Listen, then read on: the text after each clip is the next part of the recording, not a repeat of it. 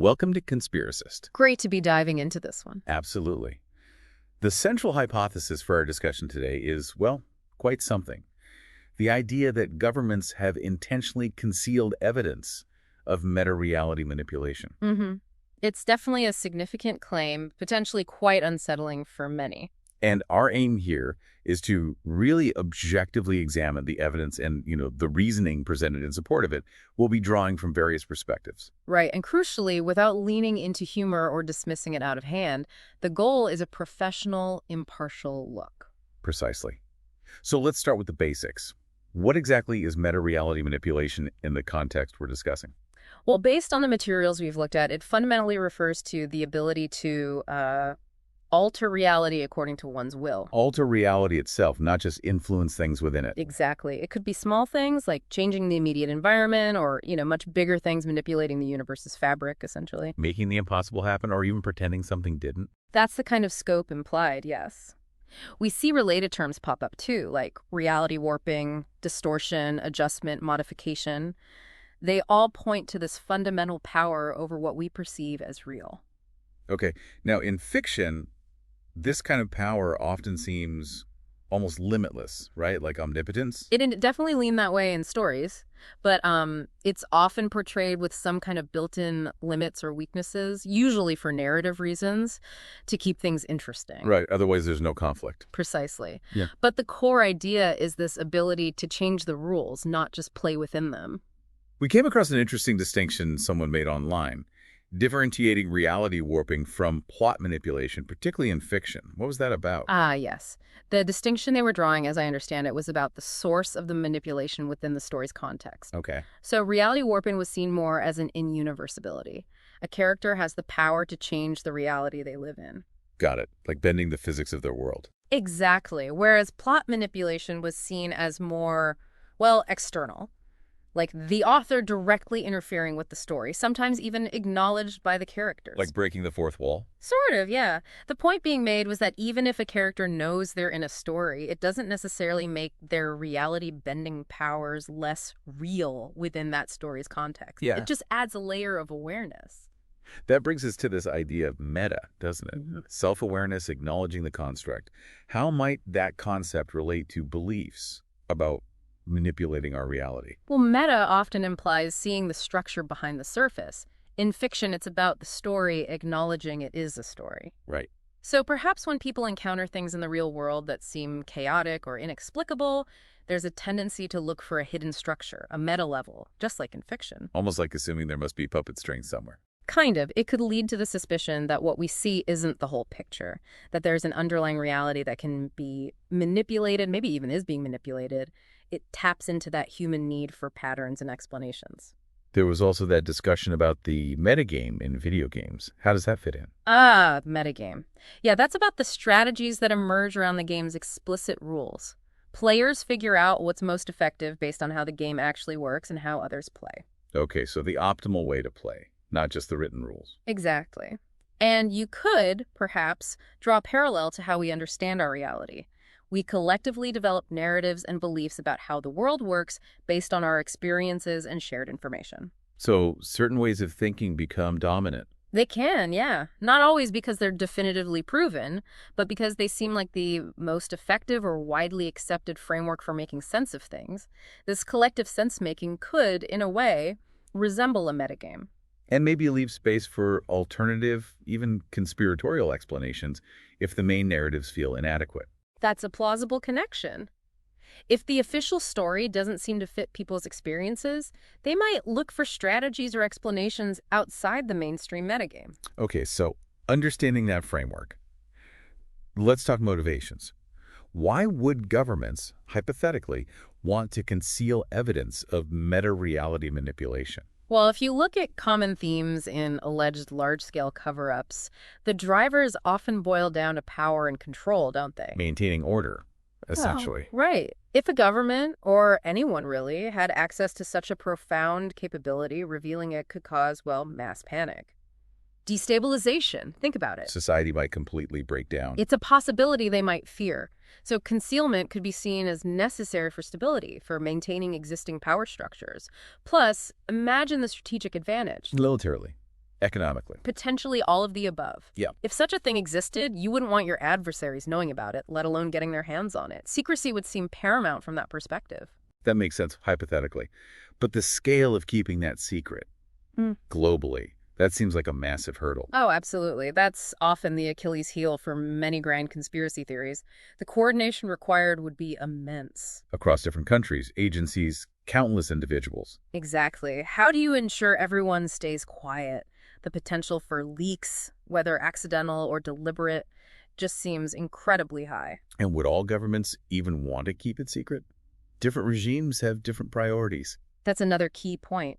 National interests, political ideologies, they vary wildly. It's hard to imagine a single unified motive strong enough to enforce global silence on something this monumental. What overarching authority could possibly manage that? It stretches credulity, doesn't it? Which brings us neatly to the whole issue of evidence and belief.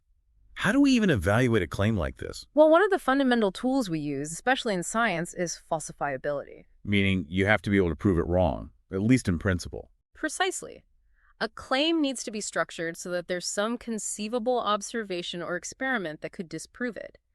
The challenge with claims like concealed meta-reality manipulation is, well, are they falsifiable? Because any lack of evidence could just be spun as proof of how good the concealment is. That's the inherent difficulty. If the theory can twist any outcome, including finding nothing, to fit the narrative, then it sort of shields itself from empirical testing. It risks becoming more a matter of faith than science. But does being unfalsifiable automatically mean it's untrue, or just that it's outside of what science can currently test? That's a fair distinction. It doesn't prove it's false, but it does place it in a different category. It's not a standard scientific hypothesis anymore. It relies much more heavily on interpretation, belief, and perhaps psychological factors. Right. So what psychological drivers might make someone receptive to believing in something like this? Research into conspiracy beliefs often points to a few key factors. Heightened fear and anxiety can play a role, especially during uncertain times. People might feel a lack of control over their lives. And a grand conspiracy offers a kind of explanation, an order, even if it's a sinister one. Exactly. It provides a sense of structure, someone to blame, perhaps. There's also just a basic human need to make sense of things, to find meaning in complex or random-seeming events. A compelling conspiracy narrative can feel more satisfying than just saying, it's complicated or we don't know. And what about our own mental shortcuts, like confirmation bias? How does that fit? Oh, confirmation bias is huge here. It's that tendency we all have to look for and give more weight to, information that confirms what we already believe. While conveniently ignoring or downplaying anything that contradicts it. Right. So if you already suspect governments are hiding things, you're more likely to interpret ambiguous events, a strange news report, an odd coincidence as evidence supporting your suspicion. Creating a feedback loop. Precisely. It reinforces the belief. We also like internal consistency. We want our beliefs to fit together neatly. So an explanation, even a conspiratorial one, that seems to tie up loose ends can feel very persuasive, even if the actual evidence supporting it is weak or questionable. It sounds like the story itself, the narrative, can be incredibly powerful. Absolutely. There's this idea of narrative seduction, a really well-told story, one that resonates emotionally or taps into existing fears, can be incredibly convincing on its own terms, regardless of factual support. So the way the story of meta-reality manipulation and its concealment is framed could be key to its acceptance. It could be, yes. If the narrative is compelling, internally consistent, and speaks to certain psychological needs, it can gain traction, even without robust, verifiable evidence. We have to remember, people aren't always purely rational evaluators of information, especially when it comes to deeply held beliefs. It's a sobering thought about how our own minds work. So knowing why someone might believe, what about alternative ways to explain the things sometimes pointed to as evidence? That's critical for objective analysis. Before jumping to extraordinary conclusions like reality manipulation and vast cover-ups, we need to exhaust the more, well, mundane explanations. Like what? Natural phenomena, misunderstandings. Exactly. Natural events we don't fully understand yet, known psychological biases like the ones we just discussed, complex social dynamics, errors in perception, even deliberate misinformation campaigns unrelated to reality warping. There are usually many potential explanations grounded in what we already know about the world. You mentioned sociological theories versus conspiracy theories earlier. What's the main difference in how they approach explaining things? Generally, sociological theories aim to be open systems. They're built on empirical research, they're meant to be testable, verifiable, and crucially, they're open to revision when new evidence comes along. Okay, scientific approach to society. Right. Conspiracy theories, on the other hand, often seem to start with the conclusion, the conspiracy, and then work backward, fitting evidence to that conclusion. They can be quite resistant to contradictory information, sometimes treating skepticism itself as proof of the cover-up. They often lack that systematic methodology and openness to revision. So a key difference is the willingness to be proven wrong. That's a big part of it, yes. It's about evaluating all plausible explanations, not just latching onto the one that fits a pre-existing suspicion and weighing them based on logic, evidence, and falsifiability. Often, the simpler explanation, the one requiring fewer extraordinary assumptions, is the more likely one. That makes sense. Now, finally, let's touch on this idea of meta again. Is the fact that we see reality-bending ideas so often in fiction, movies, games. Does that affect how people think about the real world? It's an interesting question.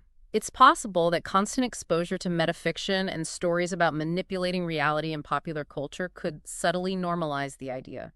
It might make the concept seem less outlandish, maybe blurring the lines for some between what's possible in a story and what might be possible in reality. Like getting so immersed in a game world that it starts to feel real. Something like that, perhaps?